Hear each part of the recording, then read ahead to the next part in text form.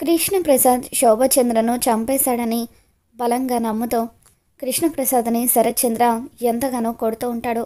ఇక ఆ తర్వాత నిన్ను ఇలా కాదురా, నా శోభను చంపిన నువ్వు ఈ భూమి మీద ఒక్క క్షణం కూడా బతికుండడానికి వీల్లేదు అని చెప్పి గదిలోకి వెళ్ళి రివాల్వర్ తీసుకొని వస్తూ ఉంటాడు. అలా రివాల్వర్ తీసుకువచ్చి నిన్నిక్కడికి ఇక్కడే షూట్ చేసి చంపేస్తాను అని చెప్పి కృష్ణప్రసాద్కి గన్ గురిపెట్టడంతో ఇక అప్పుడు అక్కడున్న ఇన్స్పెక్టర్ సూర్య, శరత్చంద్ర గారు ఆవేశపడకండి, మా అన్నను మీ భార్యని చంపిన ఈ నీచుడు ఒక్కసారికి చావకూడదు, వీడిని స్టేషన్కి తీసుకువెళ్ళి చిత్రహింసలు పెట్టి నిజం ఒప్పుకునేలాగా చేసి వాడికి జైలు శిక్ష పడేలాగా చేస్తాను, నన్ను నమ్మండి ప్లీజ్, దయచేసి మీరు తొందరపడద్దు, వీడి సంగతి నేను చూసుకుంటాను అని ఇన్స్పెక్టర్ సూర్య అంటూ ఉంటే అప్పుడు అపూర్వ కూడా ఏడుస్తున్నట్టుగా నటిస్తూ కృష్ణప్రసాద్ దగ్గరికి వచ్చి, డ్రై అన్యాయంగా మా శోభచంద్ర అక్కను చంపేశావు కదరా, పెళ్ళి కాలేదని అబద్ధం చెప్పి ఉద్యోగం సంపాదించావు, మా అక్కకు నీ గురించి నిజం తెలిసిపోయేసరికి మా అక్కను పొట్టన పెట్టుకున్నావు కదరా అని చెప్పి అపూర్వ కృష్ణప్రసాద్ మీద చెయ్యి కూడా చేసుకుంటుంది.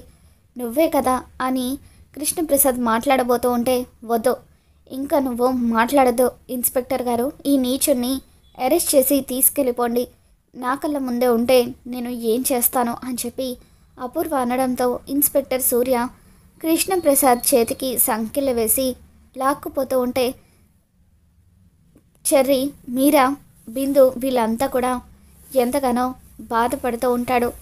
ఇక ఈ రోజు నుండి అసలు ఆ కృష్ణప్రసాద్ గాడి ఊసే ఈ ఇంట్లో ఎత్తడానికి వీల్లేదు, ఇన్ని రోజులు నా పక్కనే ఉంటూ నా శోభచంద్రను చంపి ఎంత నటించాడు వాడు, వాడి వస్తువులు కూడా ఈ ఇంట్లో ఉండడానికి వీల్లేదు అని చెప్పి, అమ్మ మీరా, ఇకపై నువ్వు కూడా వాడి గురించి ఆలోచించొద్దు, వాడు నిన్ను కావాలని ట్రాప్ చేసి పెళ్లి చేసుకున్నాడు, నా శోభను చంపిన విషయం ఏదో ఒకరోజు బయటపడినా కూడా వాడు నిన్ను పెళ్లి చేసుకుంటే నేను నీ పసుపు కుంకాలు తుడిచేయలేను కదా, అందుకే వాడు ఇంతకు తెగించాడు అని చెప్పి శరత్చంద్ర అంటూ ఉంటాడు. ఇక దాంతో మీరా, లేదన్నయ్య, ఆయన చాలా మంచివారు, ఆయన పని చేసి ఉంటారంటే నేను నమ్మలేకపోతున్నాను అని అంటూ ఉంటే, పిచ్చి మీరా, నువ్వు ఇంత అమాయకంగా ఉన్నావు కాబట్టే వాడు ఇన్ని సంవత్సరాలు నిన్ను మోసం చేస్తూ వచ్చాడు, వాడి నిజస్వరూపం ఇదే, నువ్వే కనిపెట్టలేకపోయావు, ఇలాంటి వాడు ఉంటే ఏంటి పోతే ఏంటి, ఈ రోజు నుండి నీ మొగుడు చచ్చాడనుకో, మీ అన్నయ్య నిన్ను నీ పిల్లల్ని సంతోషంగా చూసుకుంటాడు అని చెప్పి మీరా మొహానికున్న బొట్టుని తుడిచేస్తుంది. అయ్యో వదిన అని చెప్పి మీరా షాక్ అవుతూ ఉంటే, చెప్పాను కదా మీరా, ఇక ఈ రోజు నుండి ఆ కృష్ణప్రసాద్ గాడు చచ్చినోడితో సమానం అని చెప్పి అపూర్వ అంటూ ఉంటుంది. వాడికి సంబంధించిన వస్తువులు కూడా ఇంట్లో ఉండడానికి వీల్లేదు అని చెప్పి శరత్చంద్ర కృష్ణప్రసాద్ వస్తువులన్నిటినీ కూడా తగలబెడుతూ ఉంటాడు. నాన్న లేని ఈ ఇంట్లో నేను ఒక్క క్షణం కూడా ఉండలేను అని చెప్పి బిందు అంటూ ఉంటుంది. ఇక దాంతో చెర్రీ, మనం ఇక్కడే ఉండాలి బిందు, నాన్న ఏ తప్పు చేయలేదని ఈ పెద్ద మనిషికి అర్థమయ్యే వరకు మనం ఇక్కడే ఉండాలి. అపూర్వ అత్తయ్య మీద నమ్మకంతో ఈయన గారి కళ్ళు మూసుకుపోయాయి, అవి తెరుచుకున్న రోజున ఎవరు అసలైన హంతకులో తెలుసుకుంటారో ఆ రోజు దగ్గరలోనే ఉంది అని చెప్పి చెర్రీ అంటూ ఉంటే, రై, నా అపూర్వ మర్డర్ చేసిందంటావా అని చెప్పి శరత్చంద్ర చెర్రీ గొంతు పట్టుకుంటాడు. మీరు నమ్మినా నమ్మకపోయినా అదే నిజం అని చెప్పి చెర్రీ అనడంతో శరత్చంద్ర చెర్రీ చెంప పగలగొడతాడు. నన్ను కొట్టినా తిట్టినా చంపేసినా నేను ఇదే అంటాను, త్వరలోనే అన్ని నిజాలు కూడా బయటకు వస్తాయి అని చెప్పి మా నాన్న నిర్దోషని రుజువు అవుతుందని చెర్రీ అపూర్వ వైపు చూస్తూ ఉంటాడు. ఇక దాంతో అపూర్వ, వీడు కూడా నన్ను భయపెట్టాలని చూస్తున్నాడు, ఏది ఏమైనా సరే ఆ కృష్ణప్రసాద్ గారిని అడ్డంగా ఇరికించేశాను కాబట్టి నేను ఎస్కేప్ అయ్యాను, లేకపోతే నేను ఇరుక్కోవాల్సి వచ్చేది అని చెప్పి అపూర్వ అనుకుంటుంది. మా నాన్న వస్తువులో మీరేమీ తగలబెట్టాల్సిన అవసరం లేదు. నా గదిలోనే భద్రంగా దాచుకుంటాను. త్వరలోనే మా నాన్న నిర్దోషిగా బయటకు వస్తారు. నాకు ఆ నమ్మకం ఉంది అని చెప్పి పదబిందు అంటూ కృష్ణప్రసాద్ వస్తువుల్ని బిందుని తీసుకొని చెర్రీ అక్కడి నుండి వెళ్ళిపోతాడు. మరోవైపు కృష్ణప్రసాద్ని ఇన్స్పెక్టర్ సూర్య పోలీస్ స్టేషన్కి తీసుకువెళ్ళిన తర్వాత ఎంతగానో కొడుతూ ఉంటాడు. రే, మా అన్నయ్య ఏం పాపం చేశాడనరా, అన్యాయంగా చంపేశావు అంటూ కృష్ణప్రసాద్ని నిజం ఒప్పించే ప్రయత్నం చేస్తూ ఉంటాడు. సార్, నేను చెప్పేది నిజం సార్. నేను మీ అన్నయ్య గారిని ఎందుకు చంపుతాను సార్? కొన్నేళ్ల క్రితం జరిగిన నా చెల్లెలు శోభచంద్ర హత్యకు నాకు కూడా ఎటువంటి సంబంధం లేదు. తనని నేను నా సొంత చెల్లెల కంటే ఎక్కువగా చూసుకునేవాడిని. అటువంటిది తనను నేనెందుకు చంపుతాను సార్? ప్లీజ్ సార్, దయచేసి నా మాట వినండి అని కృష్ణప్రసాద్ ఎంత చెప్పినా కూడా ఇన్స్పెక్టర్ సూర్య వినిపించుకోకుండా కృష్ణప్రసాద్ని చితకబాదుతూ ఉంటే ఇక ఆ నొప్పులకు కృష్ణప్రసాద్ విలవిల్లాడిపోతూ ఉంటాడు. రే, ఈరోజు నా చేతిలో నువ్వు చచ్చినా పర్వాలేదు, కానీ నీ చేత నేను ఎలాగైనా సరే నిజాన్ని చెప్పిస్తాను. శోభచంద్ర గారిని, మా అన్నయ్యని నువ్వే చంపావని మర్యాదగా ఒప్పుకో. అప్పుడు ఈ దెబ్బలు తినేదన్నా తగ్గుతుంది అని చెప్పి సూర్య కృష్ణప్రసాద్కి చెప్తూ ఉంటాడు.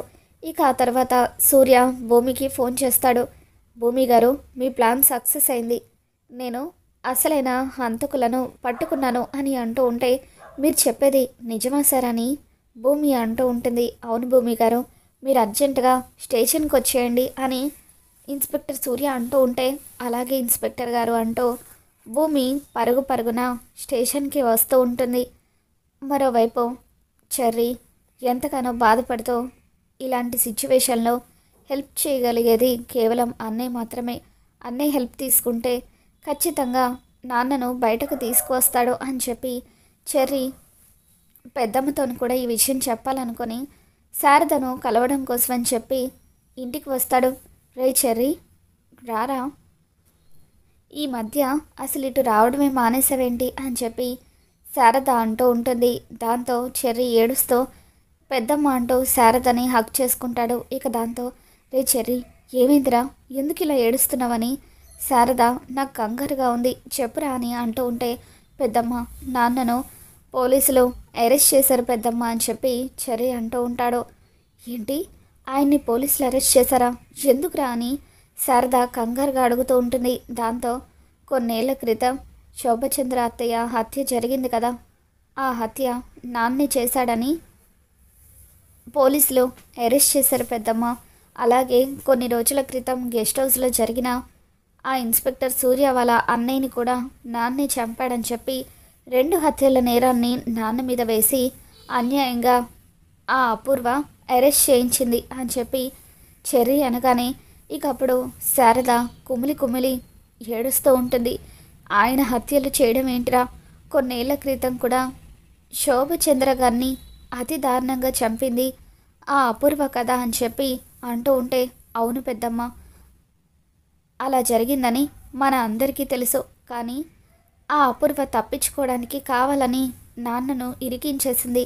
ఆ రత్న ఇంటికి వచ్చి నాన్న ఇదంతా చేయించాడని అబద్ధపు సాక్ష్యం చెప్పడంతో పోలీసులు నాన్నని అరెస్ట్ చేశారు. శరత్చంద్ర మామయ్య నాన్నను చాలా కొట్టాడు పెద్దమ్మ అని చెప్పి నాన్నని చూస్తూ ఉంటే నాకు చాలా బాధగా ఉంది. ఏ తప్పు చేయనందుకు శిక్షను అనుభవిస్తున్నాడు అని చెప్పి అంటూ ఉంటే ఇక అప్పుడు గగన్, అతనికి మొత్తానికి ఇన్నేళ్లకు సరైన శిక్ష పడింది అని చెప్పి గగన్ అంటూ ఉంటాడు.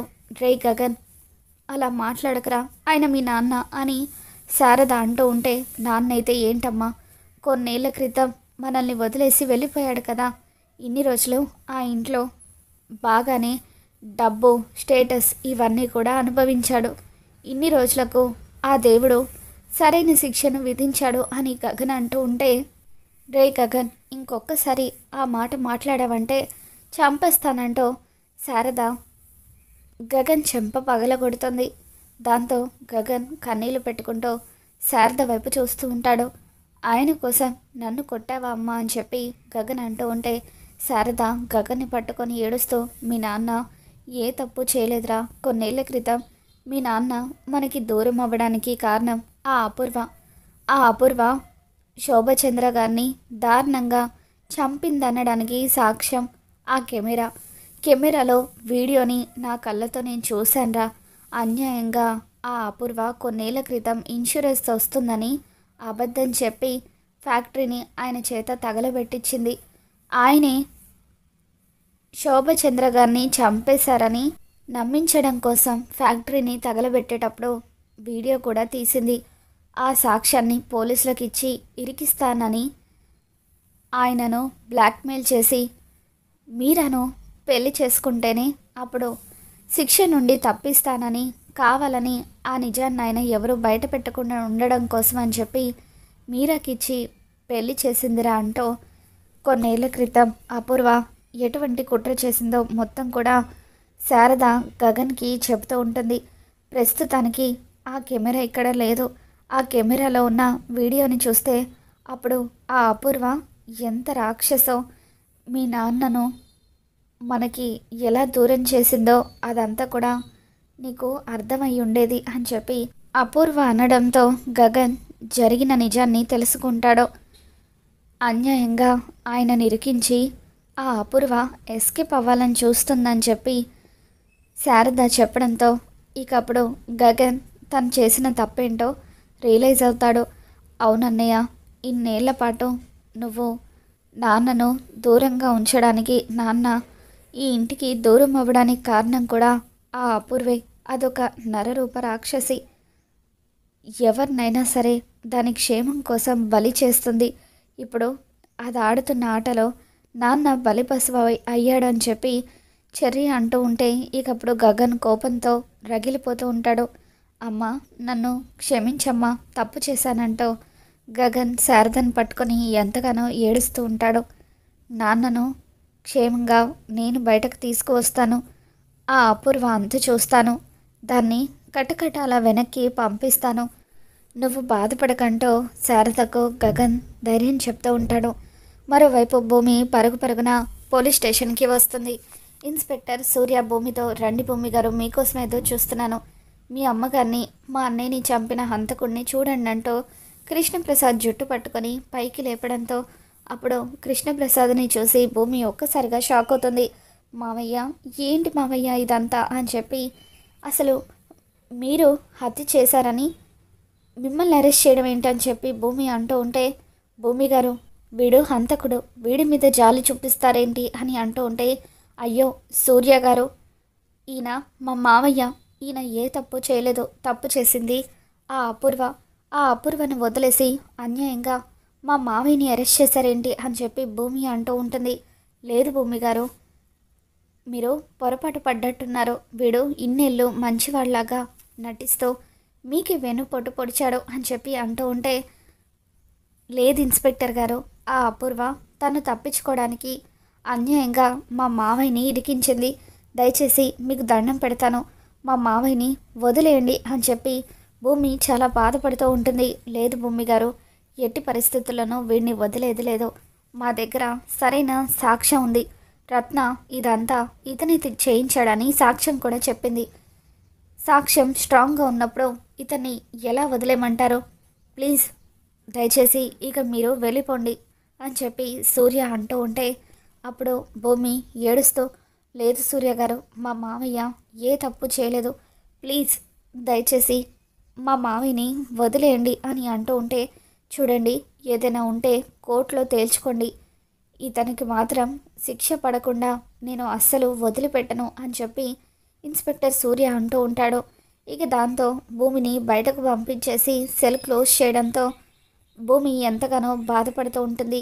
అమ్మ భూమి, ఇదంతా కూడా ఆ అపూర్వ పక్క ప్లాన్ ప్రకారం చేసిందమ్మా, కావాలని నన్ను ఇరికించింది అని చెప్పి కృష్ణప్రసాద్ అంటూ ఉంటే, మామయ్య మీరేం కంగారు పడకండి, మిమ్మల్ని ఎలాగైనా సరే నేను బయటకు తీసుకుని వస్తాను అని చెప్పి అంటూ ఉంటే ఇక అప్పుడే చెర్రీ గగన్ ఇద్దరు కూడా పోలీస్ స్టేషన్కి వస్తారు.